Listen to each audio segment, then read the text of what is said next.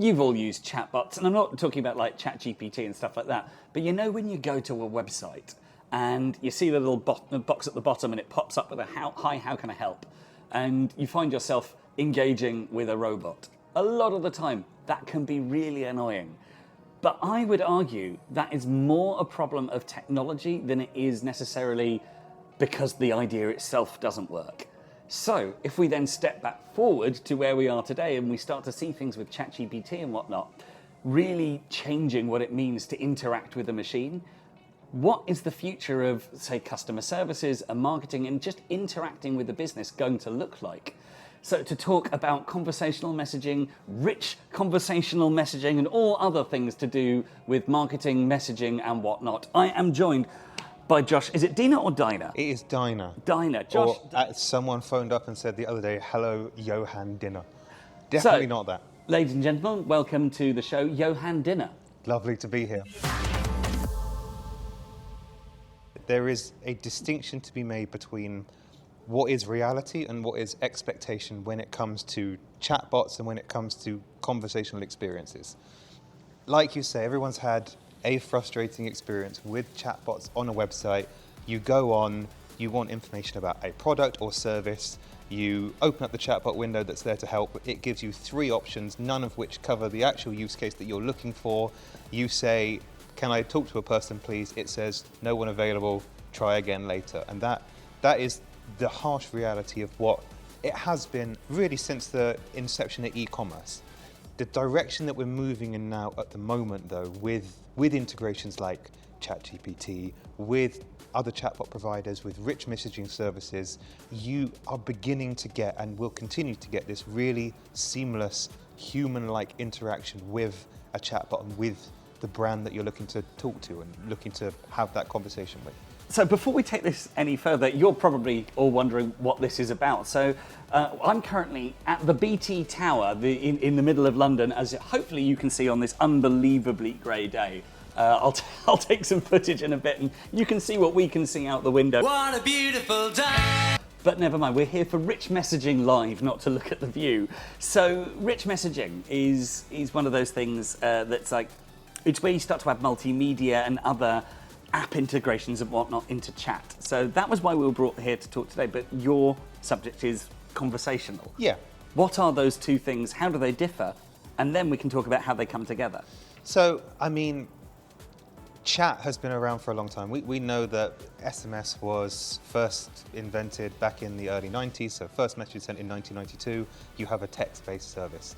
That sort of grew into things like emojis, and then through to now you've got rich media. So you're able to send multiple different things over a chat-like application. Like RCS, for example, you have got GIFs, you've got emojis, you've got product carousels that you can send through. And from a peer-to-peer perspective or from a brand to end user perspective, it makes for a much more engaging series of interactions. Yes. Well, this is what I was going to come to, is it's not just the text messaging side of things, the SMS side of things, but also how is this any better than just a standard email list?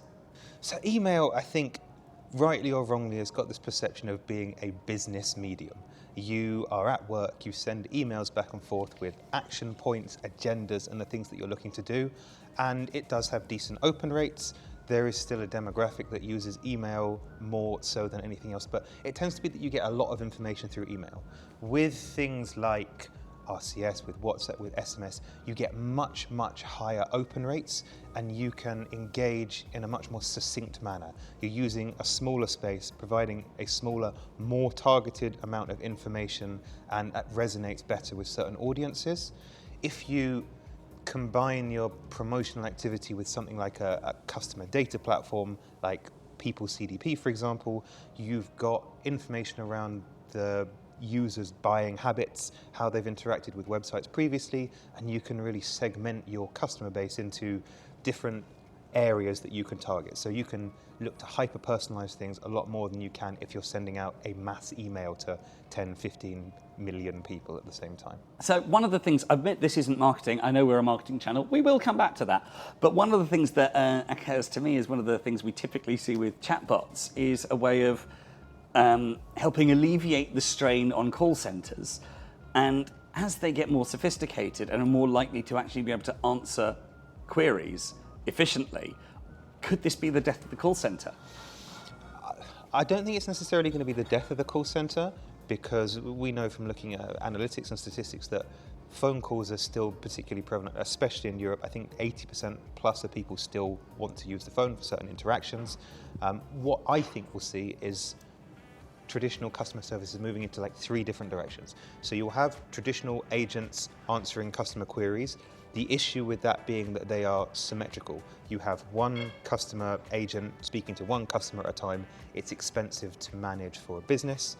Then you've got something that we've got now, really, the omni-channel customer contact center, where you have an agent having multiple asymmetrical conversations with multiple people at the same time. So it could be they have WhatsApp, SMS, Viber, whatever it might be, as a channel, and they're having multiple conversations at the same time. It's good for them because they can manage their time better. It's good for an end user because they get instant gratification. They can have a live chat. They're not holding a phone up to their face for 20 minutes waiting for someone to answer.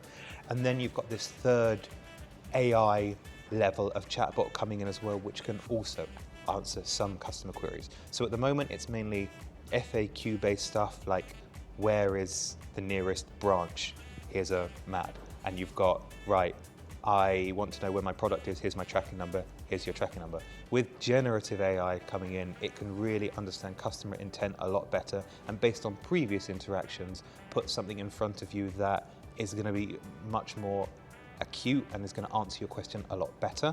I think there'll always be a need in some circumstances for human agents sitting behind that chatbot to pick up queries when they become too complex, but we'll certainly see a movement in the market away from having call center first, probably to having AI first, human talking on chat second, and then tertiary on the call center side of things, just from a cost perspective.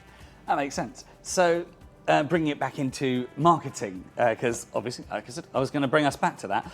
There is actually a potential there, fingers crossed, to reduce spam loads in inboxes over time if enough people take it on. Yeah, I think that's one of the main selling points of conversational AI. It's to add that layer of hyper-personalization that you get from a human interaction. So if you think about buying journeys, you take it back 20 years and your buying journey was to walk into a shop, pick up the product or talk about the service that you want, have a conversation with an actual person, and it was very, very personalized. Yeah. You step forward into 2005, 2006, and you've got the start of these e-commerce platforms. So that whole personalization has gone completely. If you're going to speak to a person, you're going to have to call a call center. They're going to be understaffed, especially for big websites, and you're unlikely to get the information. From that, we segue to where we find ourselves now, really, the age of omni-channel. So you've still got these e-commerce journeys, but you can combine it with things like real-world QR codes to have a part personalized, part online journey. You've got omni-channel contact centers, so you can message to find out more about a product, and you can buy your product online. You can even buy your product in an app. Ultimately, when people are choosing to interact with a chatbot-like service, they are trying to find the quickest route from A to B. And that's been the issue in past. You've got these chatbots that are not very helpful. You just want to speak to a person. You just want to end the conversation that you're having with a chatbot because you're not getting the answers. The major difference by having this AI and this level of AI in chatbots is they now will be able to get you the answer that you wanted way, way quicker. Whether it is booking an appointment, you can go to a chatbot and say, hey, can I book an appointment with my doctor? Yeah, sure, here's the available slots.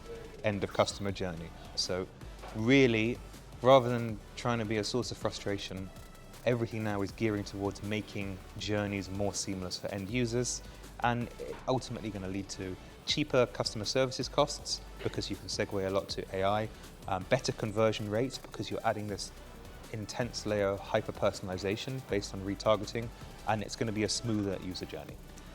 Amazing. Well, while it sounds amazing for a user, it sounds eye-wateringly complicated from the point of view of a business trying to convert their own business model into some kind of artificial intelligence construct.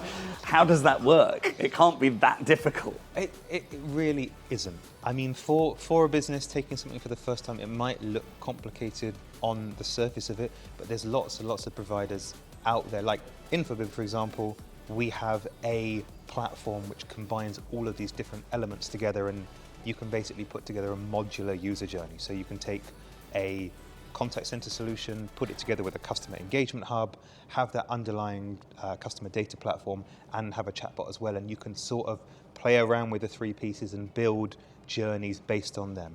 And when you've got something like us, it's a code-free drag and drop builder. You don't need to be an expert in anything to make it happen. And there's things like templates already in place for you to begin to build things up. And we can work with you to make something easier. Now, I'm not going to say we're the only people who offer this kind of service, but ultimately, each company is not going to have to build their own iteration of ChatGPT.